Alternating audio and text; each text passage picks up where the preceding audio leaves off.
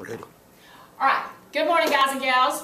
Today we're going to be talking about unemployment. Now we're in our macroeconomics unit. So remember, micro, we had the microscope. We're focusing down on one market. Macro, we're looking at all the markets in the United States and how they interact with each other. So today I want us to talk about unemployment. Have you ever given any thought to who's unemployed? I mean, is it just everybody that doesn't have a job, or is it a select group of people? Actually, according to the way the United States government figures unemployment, there's actually a formula that is used. Look at the definition. The number of people in the civilian workforce, civilian meaning not in the military, let me close this door, not in the military, but civilian workforce over the age of 16 without jobs who are actively seeking work. Now, one thing I want you to notice about this, when you look at this actual definition, it says over the age of 16 and it says actively seeking work. Alright, so there brings in two factors to consider. If you're a ninth grader like my son who's 15 right now and you are looking for a job and you can't find one, are you unemployed? No, because you're not 16. So all these kids that are out here that are ninth graders or 10th graders that have not yet turned 16 and they're looking for a part-time job to earn some money, they're not considered unemployed in the United States of America because they're not at least 16. Alright? Secondly, actively seeking work. I graduated high school with a girl named Nan, and she and I both went to college to be teachers. And then she graduated from college with a teaching degree, and I graduated from college with a teaching degree. I started teaching, she got married, and her husband made enough money that she didn't have to work, and so she opted to be a stay-at-home mom.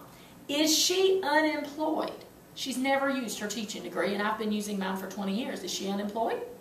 No, she's not, because she's not actively seeking work. So you're only counted in the unemployment factor if you're actively looking for some work. If you are choosing not to work, or if you are laid off and you've gotten sick of looking for jobs and everybody telling you no, we don't need anybody, and you just say, I gave up, I can't find a job, I quit, I can't find one, then you're not actively looking for a job. If you've opted to be a stay-at-home mom, if you've opted to go back to college, then you're not actively looking for a job. You have something else you're doing in your life. So you're not factored into our unemployment.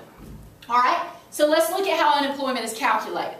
To calculate it, the government conducts a monthly census of about 50,000 families. So every month they survey about 50,000 U.S. families. They ask about employment status, how many people are employed and how many are not. Then they calculate the employment rate, and here's the formula that we actually use. You have the number of people in the civilian labor force divided into the number of people unemployed times 100, and that's where we come up with our actual unemployment figure.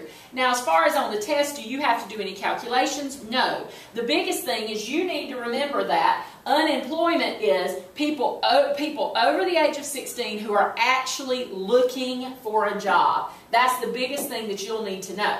Now, there are three types of unemployment that we're going to be talking about. And in a moment, you're going to get an activity where you're going to have descriptions of people that are unemployed, and you're going to read through and decide, are they unemployed or not, based on the definition the U.S. has, and if so, what kind of unemployment do they have? The first one's structural. This is the one you don't want. Structural unemployment means the skills you have are no longer needed.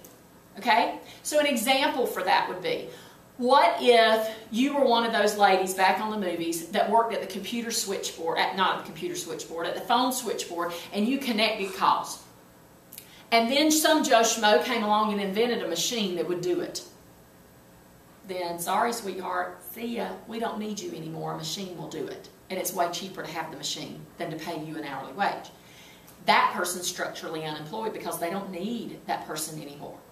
Computers and technology, robots, are leading to some structural unemployment because people just aren't needed to do the jobs anymore. They've got equipment that can do the jobs for them. So that is a type of structural unemployment. So if you look at the definition, type of unemployment resulting from people's present abilities, skills, training, and location not matching up with available job openings that reflect the basic structure of the economy. See, for me as a teacher, unless they invent some sort of way to pour the knowledge into you then I'm probably not going to be structurally unemployed. They're going to need me.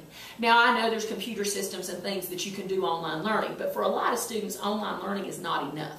So structural employment is when what you know how to do is no longer needed and you've got to find a new skill set. You've got to go learn how to do something else. All right, the next type of unemployment is cyclical. Look at that word, cyclical. It sounds like a cycle, cyclical. What it means is it comes and goes, it comes and goes, it comes and goes. It comes in cycles. So cyclical unemployment is actually what a lot of people are experiencing today. A lot of you probably know people in your family that have been laid off from a job. If they're laid off, are they fired? It's not the same thing. Laid off means you're a great employee, we just don't have enough business, so I'm going to have to lay you off. I hate it though, and as soon as we get some more business, I'll bring you back. If you're fired, then that means you're a cruddy employee, I don't want you anymore, you're bad for our business, go home. And there's a difference. So cyclical unemployment means you didn't do anything wrong. It's just that the actual economy is not doing as well, and for some reason the place you're working doesn't need you anymore. Cyclical unemployment, lifeguards.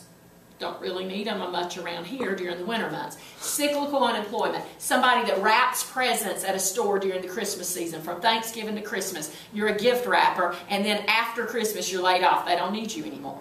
Other examples, if I have a restaurant that is really doing very well and I've got 5 cooks and then a recession hits and we're not having as much business because people aren't eating out as much anymore, I don't need 5 cooks, I only need 3, I lay off 2. That's cyclical unemployment, and the good thing about it is your job will probably come back to you once the economy picks back up. So looking at this, unemployment caused by fluctuations, that's movements, in the overall rate of economic activity or the phase of the business cycle. And we'll look at the business cycle later in this unit. Last type of unemployment is frictional. Frictional unemployment, I think of friction, you think about the scientific part of it, where you've got movement of objects and it causes friction. But I also think of friction as kind of a negative thing, where there's something that was, maybe there's an argument going on or that kind of thing. Frictional unemployment all means it was your choice. All right, so frictional unemployment, you see the chick, I quit. It's your choice. My boss is a jerk, I quit. I'm unemployed because it was my choice. All right, frictional unemployment. I decided that minimum wage is not enough. I should have gone to college when I had the chance. I'm going to quit work and I'm going to college to invest in my human capital. My choice. I chose to be unemployed. Yes, I do want a job, but I'm investing in my human capital, and so I'm frictionally unemployed. You hear people all the time that meet people online, on these online places that have the dating sites. And so you see that they've met someone in Bozeman, Montana, and say, oh, I'm in love, and I'm going to quit my job, and I'm going to move to Bozeman. Well, you know, you quit your job. You are frictionally unemployed because you decided you wanted to move to where Romeo or Juliet are located and you want to be with them. So that is frictional unemployment, where you chose it. It was your decision. Maybe it was due to some other things. Maybe I choose to leave my job because of sickness in my family. It's still a choice that was up to me. It's not because of the economy. It's not because I'm structurally don't know how to do the job anymore. It's because I made a decision that I'm going to quit. So, unemployment that's always present in the economy. There's always going to be frictional unemployment because we're human and we get angry or we make changes in our lives or whatever the case may be, so there'll always be some frictional unemployment. It results from temporary transitions made by workers and employees, or from workers and by workers and employers, or from workers and employers having inconsistent and incomplete information. In basic words, you chose to quit and it's done. All right, that's the 3 types of unemployment: structural, cyclical, frictional, and we learned about the definition of unemployment. Thanks.